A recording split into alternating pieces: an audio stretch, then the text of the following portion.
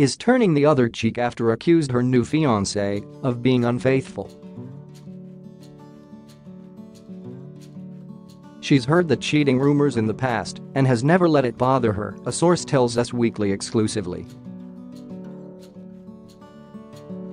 She trusts him and his love. They are inseparable and together almost all of the time. Has an axe to grind, but she doesn't hear the noise. The on-the-floor singer, 49, and the former New York Yankees third baseman, 43, announced on Saturday, March 9th, that they are engaged. The couple, who started dating in February 2017, shared the news on Instagram with a photo of the bride-to-be's estimated $4 million diamond ring, but Canseco, 54, tried to steal their thunder just one day later by publicly calling out longtime rival A-Rod.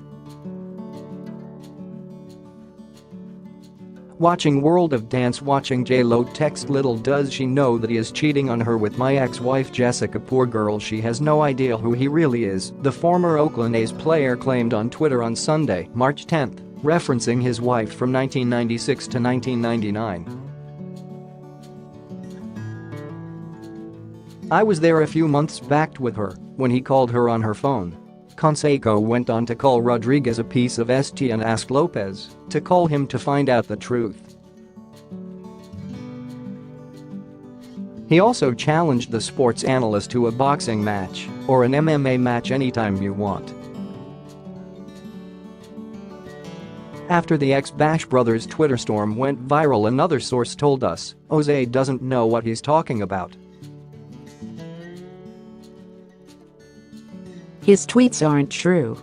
Canseco and Rodriguez's contentious history dates back to 2008, when the Cuban native claimed in his book Vindicated that he introduced Alex to a known supplier of steroids. Both former MLB stars have admitted to using performance-enhancing drugs during their careers. With reporting by Brody Brown.